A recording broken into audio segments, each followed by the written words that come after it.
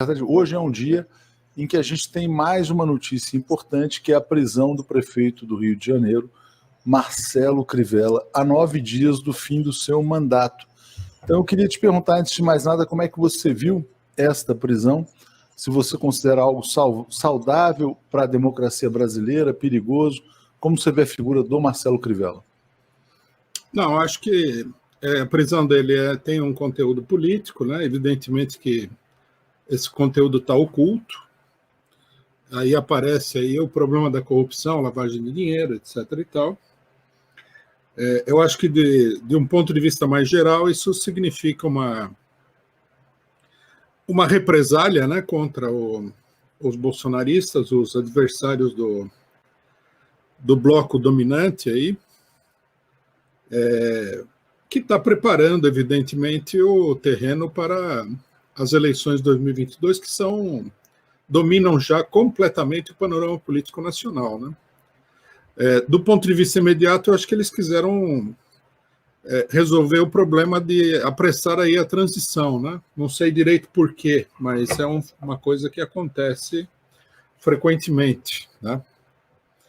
Agora, eu acho que eu vi muita gente festejando, sempre acontece isso, né? Eu acho que nós temos que tomar muito cuidado com esse problema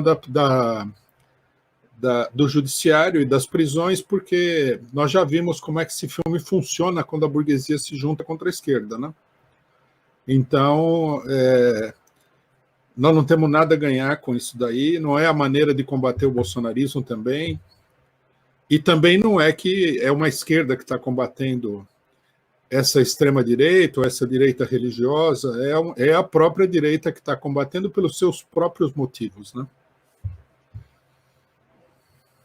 Quando você fala, Rui, que foi uma represália, então, contra os bolsonaristas, uma represália do sistema, vamos dizer assim, da direita tradicional e com as suas conexões no aparato de justiça, vamos dizer assim? No Rio de Janeiro, bom, o panorama nacional ele é claro, né? Há um enfrentamento aí que é um enfrentamento de caráter puramente eleitoral, não vamos traduzir isso daí numa luta à morte entre dois setores, na minha opinião, seria um grande equívoco pensar assim. Há um enfrentamento com vistas ao controle do executivo, através das eleições de 2022. Não é nenhuma luta pela democracia, isso é uma farsa falar uma coisa dessa. Então, isso se reflete nos acontecimentos do Rio de Janeiro. Lá nós temos também o enfrentamento muito grande, que é entre uma ala local da burguesia, que tem uma série de conexões importantes, e o setor, digamos assim, mais significativo desse bloco dominante, que é a Rede Globo, né? O enfrentamento entre a Globo e o Crivella é muito conhecido, já desde antes. Então, me parece natural que tenha acontecido uma coisa dessa. Eu só não estava esperando que acontecesse tão rapidamente assim, né? E para quê, né? Se ele já perdeu a eleição, já está saindo, quer dizer, então isso às vezes surpreende também. Rui, você comentando esse caso da Globo, acho que tem uma outra notícia que valeria a pena comentar, não sei se você viu, estava no Valor Econômico. O Conselho Administrativo de Defesa Econômica, o CAD, condenou uma prática anticompetitiva da Globo, que é o bônus de veiculação. A Globo paga as agências de publicidade para que as agências de publicidade façam campanhas na Globo, uma espécie de comissão, né? Alguns dizem que é até a rachadinha da Globo. Mas foi uma derrota importante e o voto decisivo foi de um conselheiro do CAD, indicado pelo bolsonarismo, do presidente, na verdade, que tem o voto de Minerva lá. Como é que você está vendo essa guerra Globo-Bolsonaro? Porque, por exemplo, é uma guerra em que você tem lá dois jogando xadrez, aí a Globo vai e come o bispo, né? Come o bispo Crivella. Aí o Bolsonaro vai e come uma rainha da Globo. Como é que você está vendo esse jogo entre essas forças? Bom, primeiro, eu acho que a gente deve situar claramente qual é a extensão desse enfrentamento, né? Porque a gente fala em enfrentamento e aí logo todo mundo pensa que há uma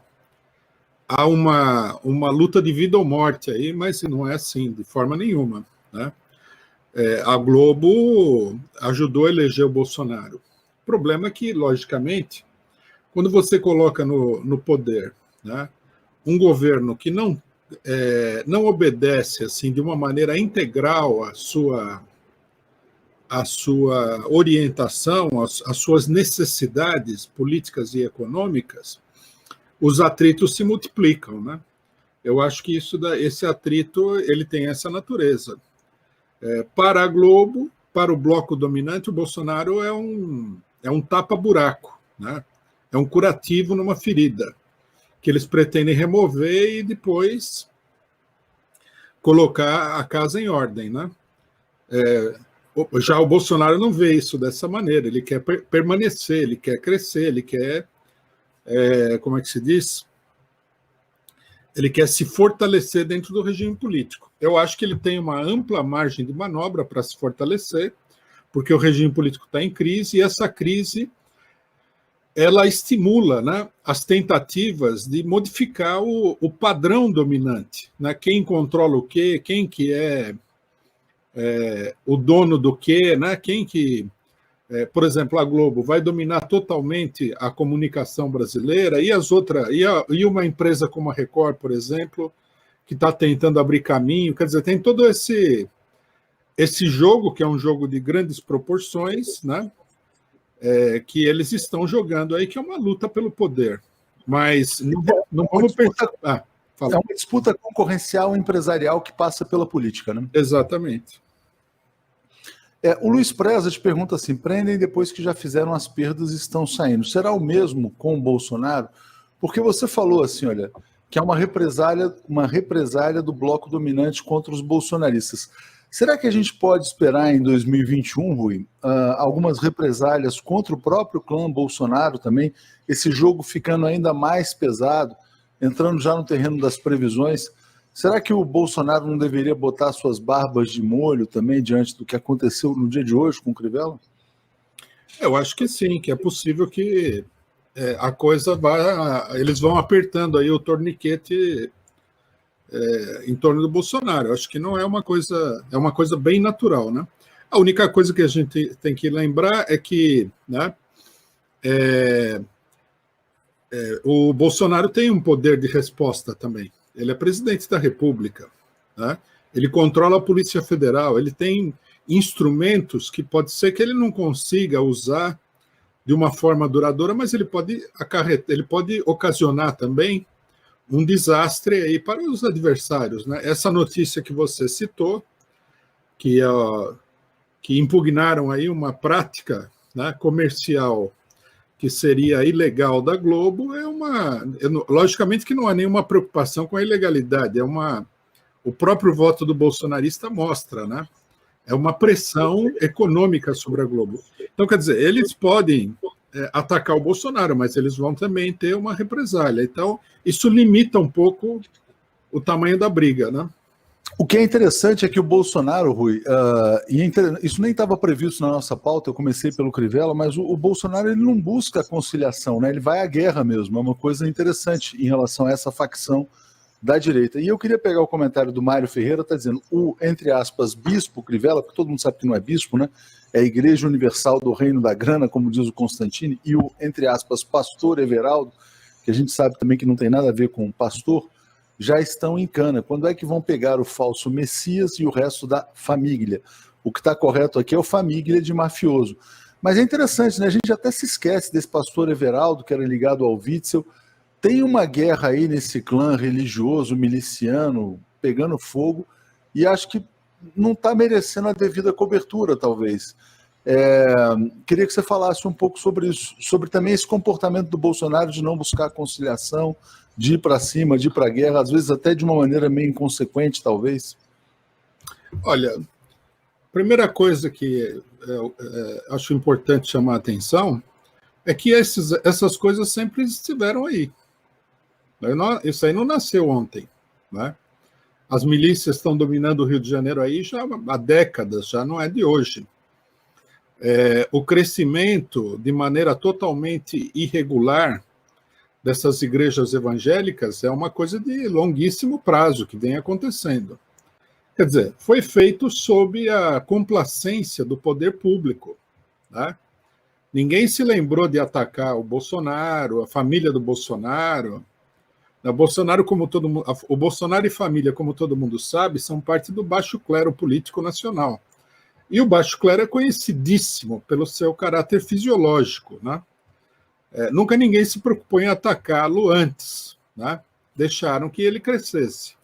Agora começa a vir todo esse problema, pessoas são presas, a denúncia de corrupção. Quer dizer, é evidente que não se trata de uma luta para colocar, digamos assim, para estabelecer ou restabelecer a moralidade pública. É uma luta política.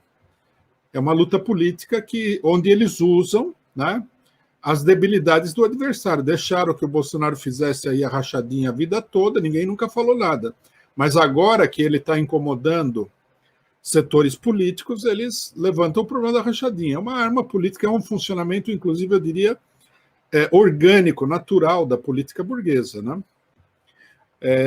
Isso que você falou do Bolsonaro não ser mais duro no enfrentamento com eles, é uma característica da extrema-direita, né? A esquerda, em geral, é muito suave, ela é muito maleável. Já a extrema-direita não é assim. E nós temos que lembrar que, de uma maneira muito peculiar, a extrema-direita é uma força de contestação do regime político. Isso muita gente se esquece, né? Esse esquecimento, essa incompreensão, tem levado as pessoas a se alinharem com o regime político que elas deveriam combater, porque está sendo combatido pelo Bolsonaro, que é uma confusão muito grande. Até porque, na verdade, quando você fala que ela é uma força de contestação, ela se propõe a impor um novo regime político, né? Quer dizer, esse é o objetivo final da extrema-direita, né? Exatamente.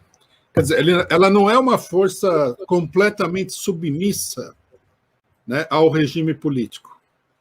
E isso daí dá ensejo a esses enfrentamentos mais agressivos, né? Exatamente. E aí você está me dando um gancho também para trazer um assunto fora de pauta, que eu quero ouvir a sua opinião.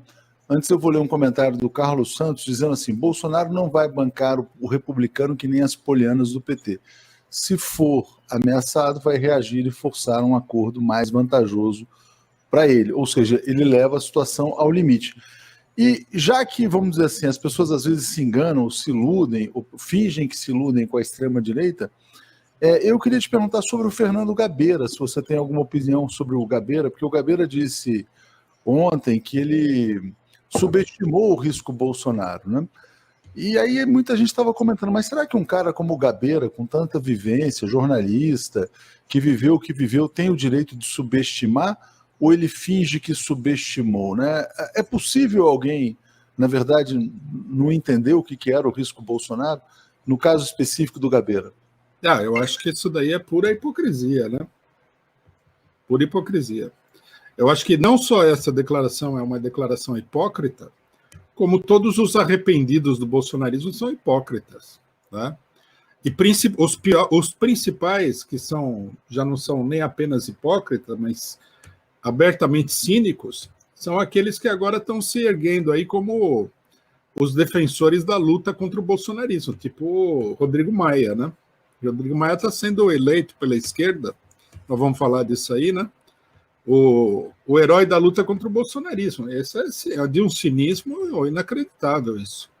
Não há nenhum arrependido. Esse é o jogo da burguesia. Eles lançaram a extrema-direita contra o PT, eles apoiaram e desenvolveram a campanha da extrema-direita. A extrema-direita não tinha meios, inclusive, para fazer toda essa campanha que foi feita contra o PT. Essa campanha foi feita pela Veja, pela Folha, pelo Estado, pelo Globo, e assim por diante, né? Agora todo mundo está arrependido porque a jogada política do momento é usar o Bolsonaro para fazer com que essa gente, né, que deu o golpe de 2016, volte ao poder como sendo uma força democrática, como sendo uma coisa maravilhosa. Bolsonaro é aquele bode na sala, né? Quer dizer, é tão incômodo que a gente aceita, então, dar todo o poder ao Rodrigo Maia, vamos dizer assim. Para a gente já chegar a esse ponto, né?